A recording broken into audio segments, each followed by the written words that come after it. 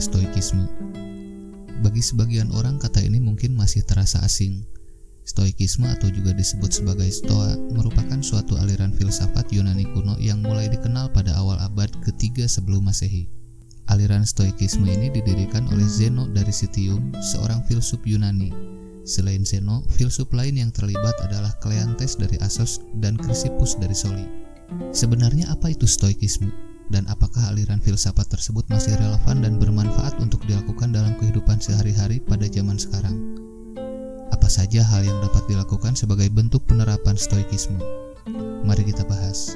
Definisi stoikisme menurut Kamus Oxford adalah daya tahan terhadap rasa sakit atau kesulitan tanpa mengeluh.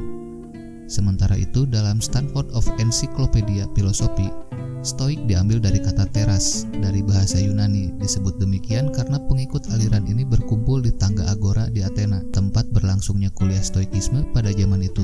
Fakta menarik lainnya, orang Yunani kuno sering memberikan nama pada sekolah filsafat tergantung dari tempat mereka bertemu. Secara umum, stoikisme dipahami sebagai aliran filsafat yang berpandangan bahwa manusia harus mampu mengontrol emosinya agar bisa bersyukur atas apa yang terjadi. Dalam aliran stoikisme ditekankan prinsip bahwa manusia merupakan makhluk yang mudah dipengaruhi oleh emosi. Karena kondisi itu, manusia sering melupakan hal-hal positif yang diterimanya. Pembahasan tentang suatu aliran filsafat tidak akan jauh dari pembahasan mengenai prinsip yang terdapat di dalamnya. Ada beberapa prinsip utama dalam stoikisme yang bisa kamu pelajari. Yang pertama, hidup selaras dengan alam. Jika kamu ingin menikmati hidup yang lancar, hiduplah selaras dengan alam. Inilah inti dari ajaran stoikisme. Penganut aliran ini meyakini bahwa alam semesta bersifat rasional. Zeno mempercayai bahwa setiap manusia memiliki daemon yang membuat terhubung dengan alam semesta. Mereka yang menjaga harmoni dengan alam akan mengalami kebahagiaan. Demikian pula sebaliknya. Yang kedua adalah kebahagiaan dari kebaikan. Penganut stoikisme percaya bahwa kebaikan bisa diperoleh dengan mengejar kebaikan, bukan dari kepemilikan atas benda-benda.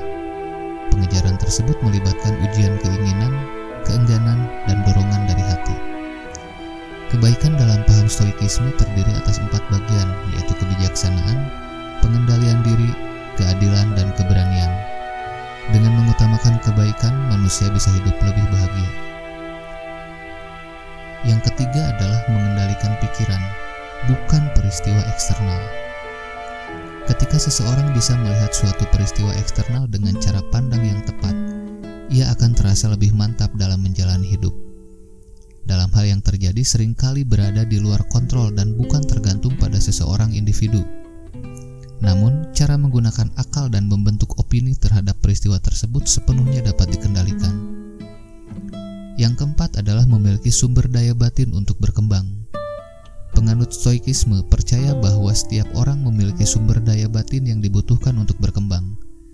Dengan sumber daya tersebut, penganut stoikisme dapat menghilangkan emosi yang beracun dan menggantikannya dengan emosi yang baik dan positif. Manusia tidak dilahirkan dalam kondisi rusak, tetapi telah dilengkapi dengan sumber daya. Yang kelima, tidak mengeluh dan menyalahkan orang lain. Prinsip yang dipegang oleh penganut stoikisme adalah tidak mengeluh dan menyalahkan orang lain terhadap apa yang terjadi. Mereka mengambil tanggung jawab atas apa yang terjadi karena percaya pada diri rasional yang bersatu. Ini berarti bahwa hanya mereka yang dapat membiarkan sesuatu yang buruk terjadi, yaitu karena pilihan dan tindakan diri mereka sendiri. Menerapkan filosofi stoikisme dalam kehidupan sehari-hari dapat membuat kualitas hidup lebih meningkat. Ada beberapa cara yang bisa dilakukan sebagai wujud penerapan filosofi ini. Yang pertama adalah menyadari bahwa hal-hal terjadi di luar kendali. Menganut filosofi stoikisme, seseorang bisa menjadi lebih tenang dan bahagia. Hal ini karena penganut stoikisme percaya bahwa peristiwa eksternal bukan hal yang bisa dikendalikan. Namun, sikap atau respons terhadap peristiwa itulah yang paling penting. Seseorang tidak perlu merasa bersalah karena apa yang terjadi.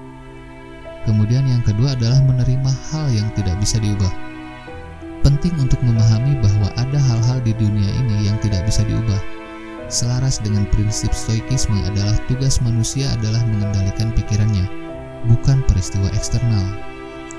Dengan demikian, hidup akan menjadi lebih tenang dan bisa ikhlas menerima suatu tanpa permasalahan lebih lanjut. Bersikap positif akan membuat hidup lebih bahagia. Menurut aliran Stoikisme, semua hal yang terjadi di dunia ini sebenarnya natural dan netral.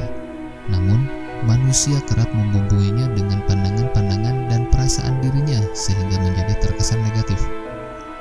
Setelah mengetahui hal itu, langkah yang perlu dilakukan adalah memandang suatu peristiwa secara positif, sehingga hidup pun lebih bahagia. Keempat, memiliki sikap yang baik. Cara untuk merasakan kebahagiaan dengan prinsip Stoikisme adalah memilih untuk bersikap baik kepada sesama manusia.